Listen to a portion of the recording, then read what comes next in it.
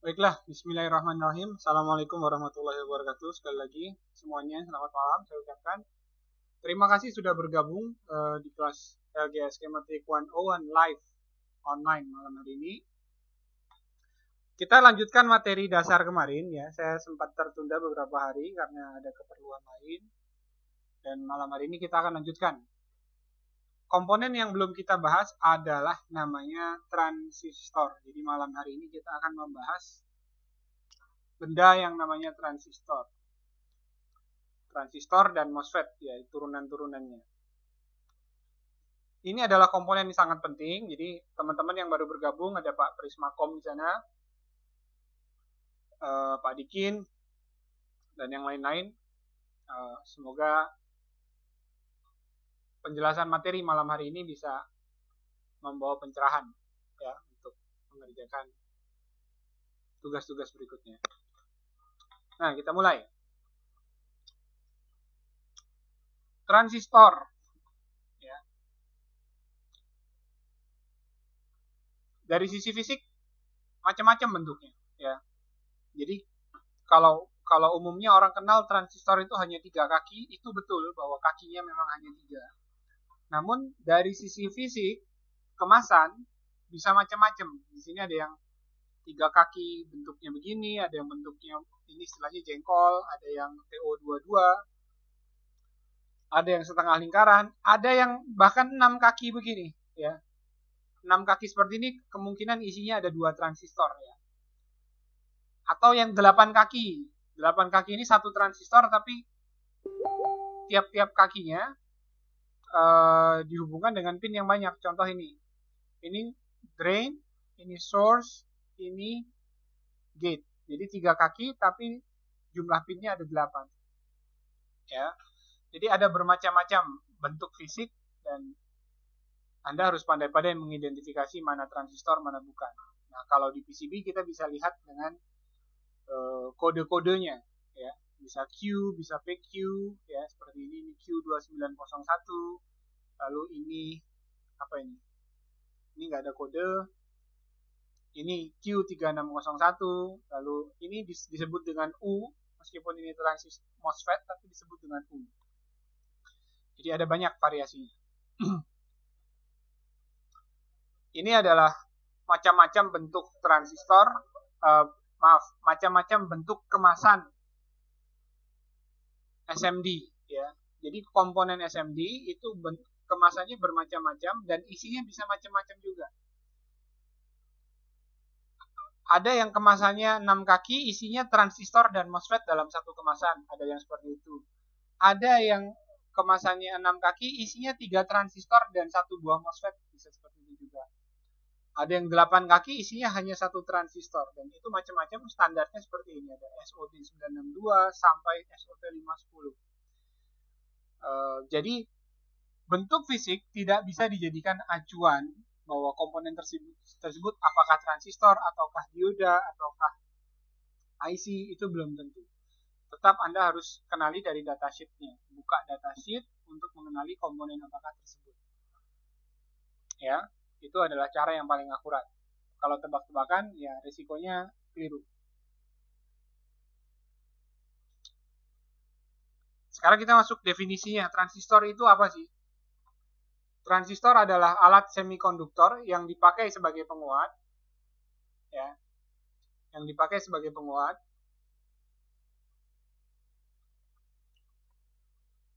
sebagai sirkuit pemutus dan penyambung atau switching atau saklar.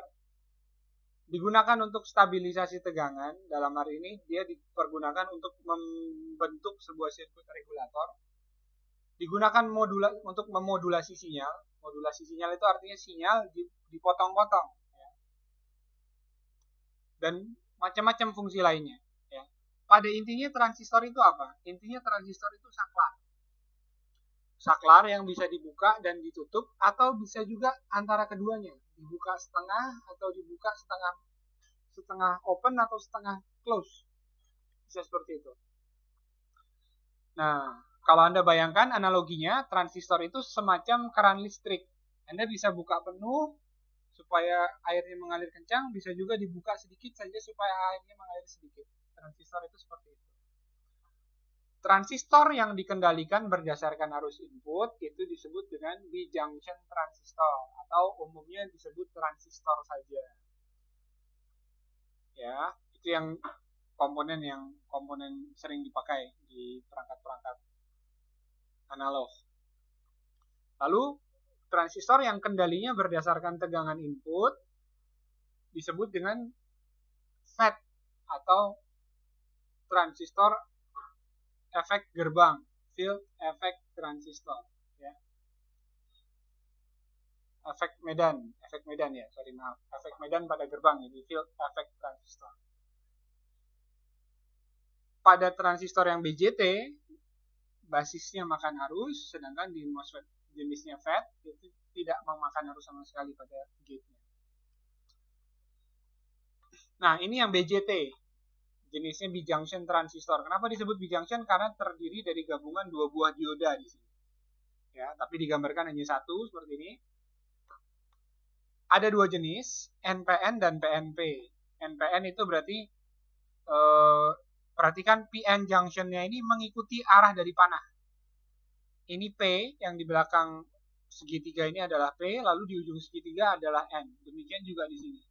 Belakang segitiga adalah P, di ujung segitiga adalah N. Maka dengan mengacu ke sana, berarti di sini adalah kakinya N, di sini P, berarti yang di sini adalah N. Satu lagi di sini mengacu ke arah panah ini, berarti di sini P, basisnya berarti N, kolektornya berarti P, ya.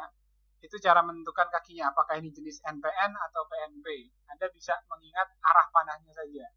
Arah panah sesuai dengan polaritas. Kalau dibalik berarti transistor tersebut tidak bisa hidup. Ya.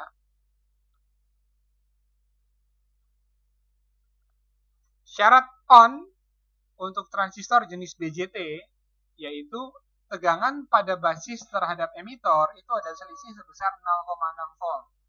Polaritasnya searah dengan panah. Jadi kalau begitu emitor harus lebih besar 0,6 volt daripada basis pada jenis PNP dan sebaliknya pada jenis NPN. Pada transistor bijunction seperti ini, ya, arus itu akan mengalir. Contoh pada NPN, maka arus akan mengalir dari basis menuju ke emitor. Berarti arus emitor itu berasal dari dua sumber. Pertama dari basis menuju emitor, yang kedua adalah arus dari kolektor menuju emitor. IE itu sama dengan IB plus IC. Demikian juga PNP. Kalau arahnya begini, ya, ke basis, berarti arusnya mengalir dari emitor menuju ke basis. Ya. Berarti besarnya arus pada kolektor juga sama, IB plus IC. Ya. Arus yang mengalir pada emitor ke kolektor juga arus yang mengalir dari emitor ke base. Itu adalah besarnya C. Ya. Polaritasnya yang perlu Anda perhatikan. Jadi kalau begitu, sederhana saja. Saat kondisi tadi terpenuhi, syarat VBE terpenuhi, basis ke emitor tegangannya 0,6 volt, maka arus mengalir dari basis ke emitor. Dan pada saat yang bersamaan, emitor ke kolektor pun terhubung sehingga mampu mengalirkan arus. Ya. Jadi ini kerannya itu sebenarnya dari emitor menuju ke kolektor. Kalau di sini dari kolektor menuju ke emitor. Inilah kerannya dan komuter kerannya ada di basis. Besar kecilnya arus pada basis akan menentukan besar kecilnya arus yang mengalir dari kolektor ke emitor. Dan ingat, transistor bijunction hanya mengalirkan arus searah emitor. Kalau emitornya arahnya ke dalam, berarti arusnya seperti ini dari emitor ke kolektor. Kalau arusnya seperti ini, berarti dari kolektor ke emitor. Tidak bisa sebaliknya. Berarti polaritasnya pun harus sesuai. Nah, yang jenis berikutnya adalah MOSFET. MOSFET itu ada banyak sekali jenisnya, ya. Tapi yang kita kenal di laptop itu hanya dua, yaitu MOSFET N-channel enhancement type. Apa bedanya enhancement type dengan yang depletion type? Kalau enhancement type, maka dia normally off. Artinya drain dan source pada kondisi MOSFET off itu tidak terhubung. Baru akan terhubung ketika syarat VGS-nya terpenuhi. Sedangkan MOSFET jenis depletion type, pada saat kondisi MOSFET-nya off, drain dan source itu sudah terhubung duluan. Justru ketika dikasih tegangan pada gate, ya VGS-nya dipenuhi syaratnya, MOSFET-nya malah off, malah drain dan source jadi tidak terhubung alias off. Di laptop kita hanya akan temui MOSFET jenis enhancement, ya ada dua, N channel dan P channel. Anda perhatikan gambarnya seperti ini, di mana jalur pada gate ini terputus, sedangkan yang depletion type jalurnya tersambung. Ya, sama-sama punya N channel, punya P channel, tapi yang di sini terputus, ya, yang ini tersambung.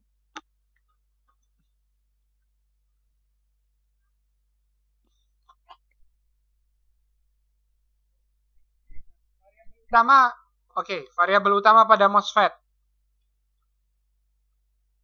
Syarat on, saturasi, ya. Saturasi itu apa sih? Ibarat kalau keran, saturasi itu kondisi di mana kerannya sudah dibuka maksimal. Nggak bisa dibuka lebih besar lagi, itu saturasi. Ya. Selama kerannya masih bisa diputar, itu namanya belum tersaturasi, alias belum maksimal bukaannya. Ya. Maka syarat on pada laptop, pada MOSFET yang umumnya kita temui di laptop, untuk bisa tercapai saturasi, yaitu VGS-nya lebih dari 5 volt. Itu umumnya. Ya, tidak menutup ada jenis-jenis MOSFET yang VGS-nya bisa lebih rendah dari itu, atau bahkan lebih besar. Ya, tapi umumnya ditemui adalah 5 volt. Lalu, tidak ada arus yang mengalir pada gate. Jadi ketika Anda berikan tegangan di gate, itu tidak akan mengalir tegangan dari gate menuju ke source ataupun dari gate menuju ke drain. Itu tidak ada yang mengalir. Dia hanya tiba di situ saja, membentuk medan di tengah-tengah ini, di celah antara gate-nya terhadap drain dan source tadi, sehingga terjadilah hubungan ya antara drain dan source. Arus di sini bisa mengalir baik dari drain ke source maupun dari source ke drain. Itu keduanya bisa dilakukan. Tidak ada polaritasnya selama syarat tegangan VGS-nya terpenuhi. Ya, asalkan tegangan VG lebih besar dari VS, maka arus di drain source ini bisa mengalir dua arah. Baik N channel maupun P channel.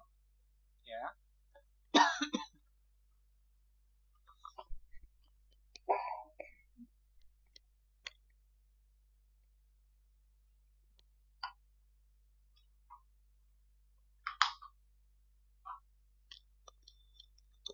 Nah, bagian kedua.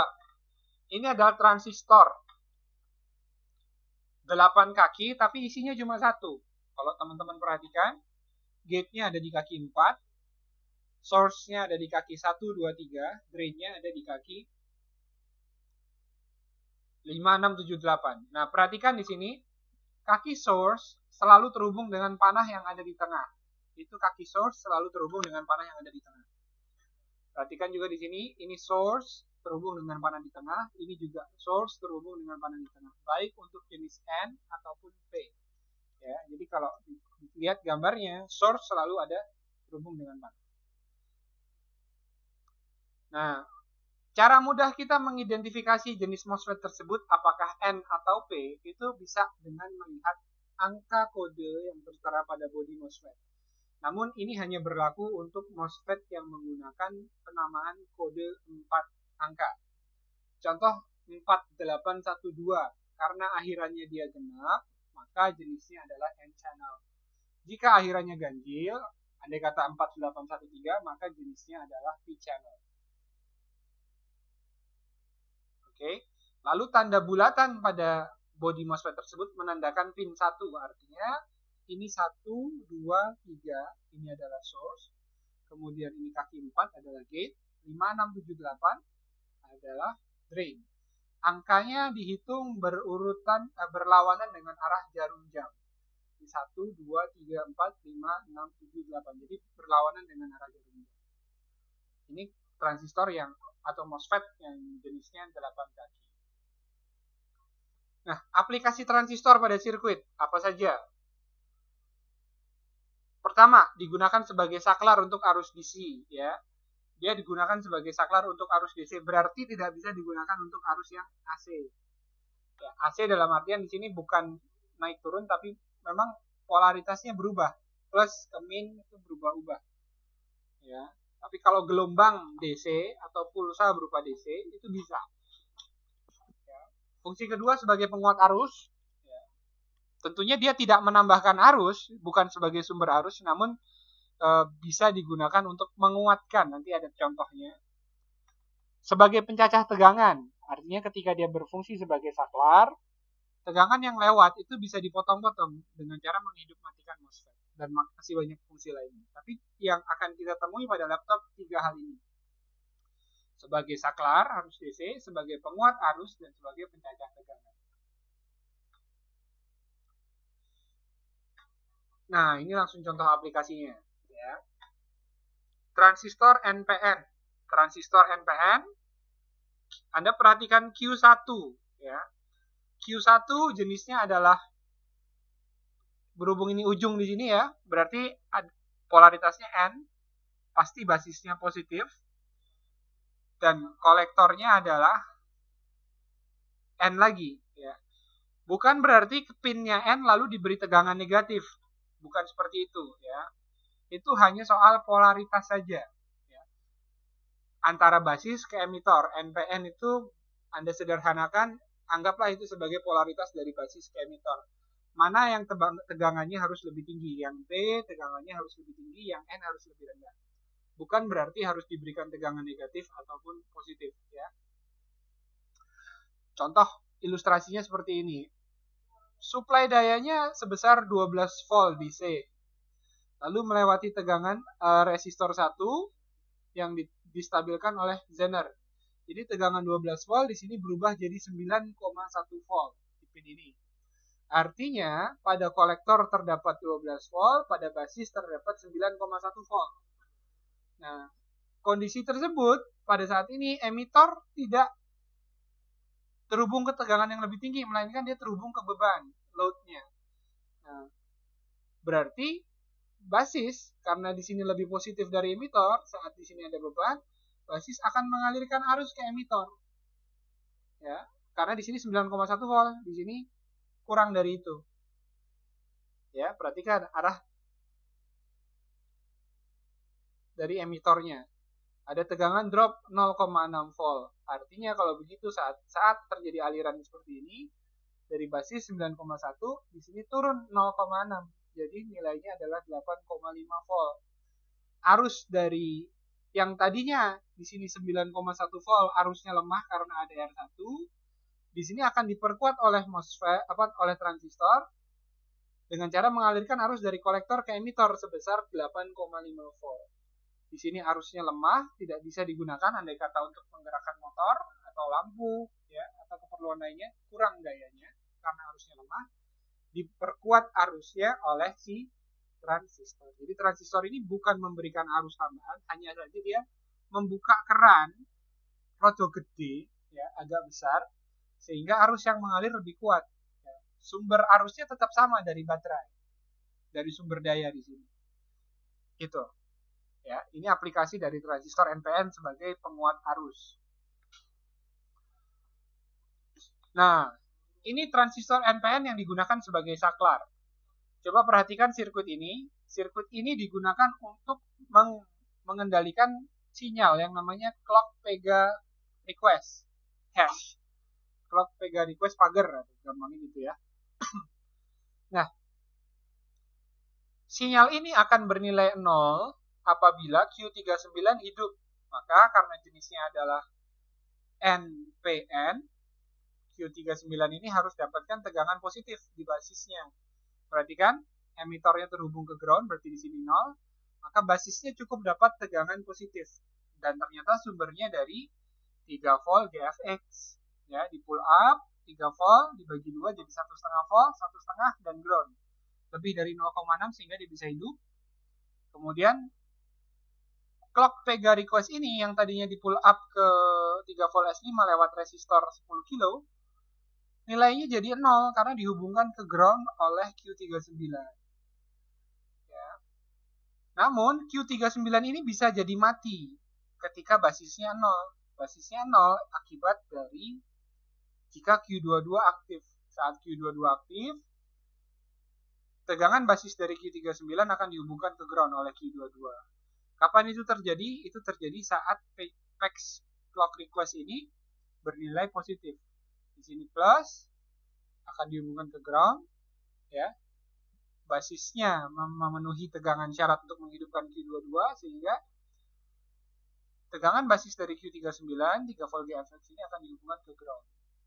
Ini hidup, ini mati, dan ini jadi nilainya 3 volt.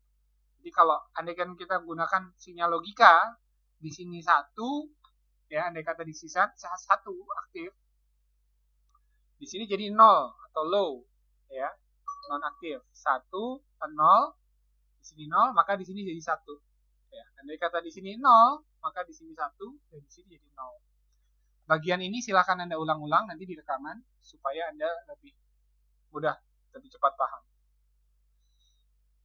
Nah, ini aplikasi berikutnya, MOSFET sebagai saklar. Kurang lebih prinsip kerjanya sama. Ya. Perhatikan sirkuit ini saat V-in, ya, masuk, saat VA plus masuk melalui PD30, kemudian akan mengisi PC12, ini butuh waktu kira-kira 0,2 detik. Ya, kalau saya nggak salah ingat hitungannya ya. Mengisi PC12 dan PC10, kemudian baru tegangannya akan menghidupkan siapa ini? PQ5 yang sebelah kiri, ya, lewat kaki 2, ya. VA plus masuk ke kaki 2. Nah, jika kaki 2 ini ada tegangan sebesar berapa? VA plus itu 19 volt lewat 1 mega, 1 mega dibagi, berarti kira-kira di sini ada 8 volt, ya, 8,5 kurang lebih. 8,5 volt, MOSFET PQ5 kiri ini akan hidup dan VA off akan dihubungkan ke ground. Karena saat MOSFET hidup, maka drain dan source akan terhubung ke ground. Ya, karena dia terhubung, maka VA off otomatis dia dihubungkan ke ground oleh PQ5 kiri ini.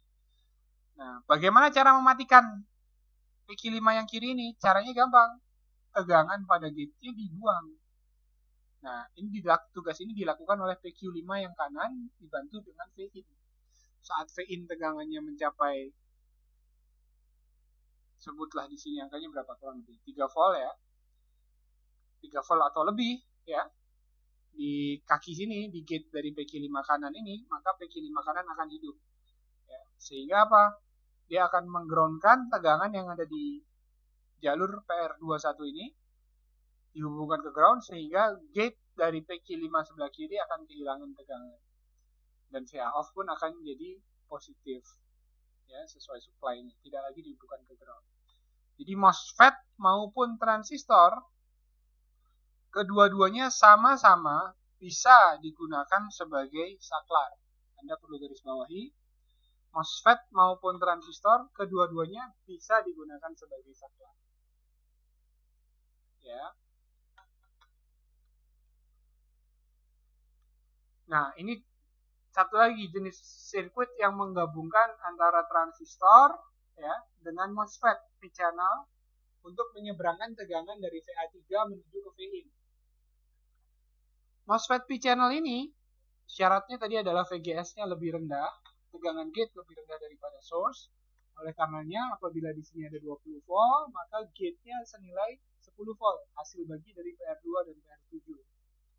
Anda bisa tonton lagi video tentang resistor divider kalau lupa cara menghitung di PR2 dan PR7 ini. Jadi 20 volt di sini jadi 10. Karena ada 10 volt, MOSFET PQ5001 di sini ada 20, di sini 20. VG-nya jauh lebih rendah, selisih 10 volt terhadap source. Tegangan gate lebih selisih 10 volt terhadap source, maka dia hidup. Dan VA3 pun bisa mengalir ke VIN. Lalu, apa peran PQ5003? Coba Anda perhatikan, andai kata PQ5003 yang atas, yang PNP ini hidup, maka tegangan VA3 akan mengalir dari pin 1 menuju pin 6. Sehingga gate dari PQ5001 akan mendapat tegangan sebesar 20 volt kurang setengah, kurang 0,6. Jadi 19,4 volt. Akibatnya apa? PQ5001 bisa mati. Ya. Karena tegangan pada gate ya 19,4 dan source-nya 20 volt itu hampir sama. Ya, otomatis tidak bisa menyeberangkan tegangan ke VI. Dan kapan PQ 5003 hidup? Yaitu saat PQ 5003 yang bawah, yang NPN ini dapat tegangan pada basisnya. Andai kata di sini tegangan ya 3 volt, ini hidup, kemudian PNP-nya juga hidup karena basisnya di-ground-kan lewat sini. Ya. Perhatikan di sini ada 20 volt lewat R ini, R divider, 20 volt, 20 di sini R dividernya diaktifkan oleh transistor yang bawah ini dihubungkan ke ground sehingga di sini ada 10, 20, 10 hidup, kemudian kaki 1 akan nyebrang ke 6. Yang terjadi apa? PQ 5001 mati. Jadi PQ 5003 tujuannya adalah untuk mematikan PQ 5001 saat dapat tegangan di pin 5. Ya. Ini kombinasi antara transistor dengan MOSFET. Bisa dipasang, disambung kedua-duanya bisa. Itu adalah sekilas materi kita malam hari ini tentang transistor dan MOSFET.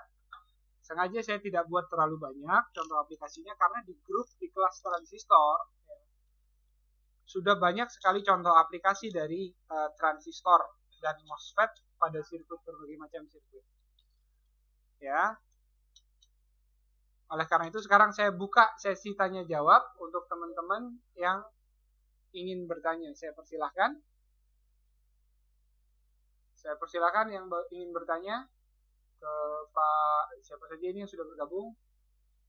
Pak Pri, Pak Albert, Pak Ardi, ya, Pak Dikin, Pak Fauzi, Pak Fahri, ya selamat datang juga Pak Fahri, pengantin baru. Pak Guava, Pak Puji ya, Pak Prismakom sama Pak Rohim, ada Pak Sri Asrodi juga. Silakan yang ingin bertanya, saya buka sesi tanya jawab. Silakan.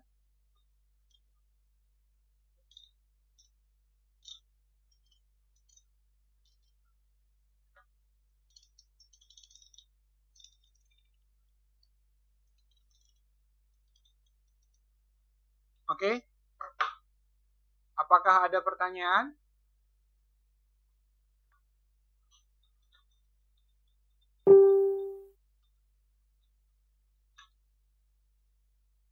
Materinya singkat, dan saya kira transistor materinya juga sudah cukup lengkap di kelas transistor. Saya hanya mereview dan merangkumnya supaya teman-teman nanti akan mudah mengingat dengan cara membuka slide ini saja. Ya, kalau buka materi di grup cukup panjang untuk mengingat-ingat, jadi dari slide ini akan lebih mudah.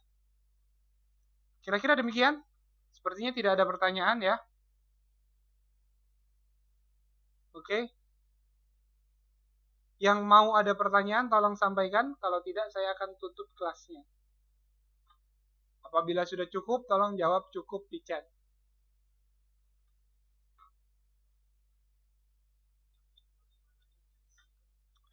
Aman.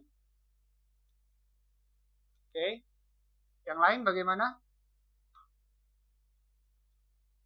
Cukup. Oke. Ya, saya kira memang sudah cukup jelas untuk transistor ya. Tidak perlu Anda khawatir karena transistor ini cukup Anda ulang-ulang dan membiasakan membaca pada skematik. Karena aplikasinya cukup luas dengan berbagai macam bentuk sirkuit nantinya. Oke. Baiklah kalau gitu, saya rasa juga cukup untuk malam hari ini. Saya ucapkan terima kasih untuk teman-teman yang sudah bergabung ya, kepada semuanya ya. Pak Pri, Pak Albert, Pak Ardi, Pak Dikin, Pak Fauzi, Pak Fahri, Pak Jatmiko, Pak Prismakom, Pak Rohim, Pak Asrodi, semuanya terima kasih banyak sudah bergabung malam hari ini. Semoga apa yang kita pelajari malam hari ini bermanfaat. Kurang lebihnya saya mohon maaf. Selamat melanjutkan tugas masing-masing ya. Selamat bermalam Kamisan. Malam Rabu ya. Selamat bermalam Rabu. Semoga yang lagi lanjut kerja banyak selesai kerjaannya. Jangan tidur terlalu malam. ya, biar besok bisa bangun pagi-pagi dan bangun lebih segar. Terima kasih. Mohon undur diri. Assalamualaikum warahmatullahi wabarakatuh.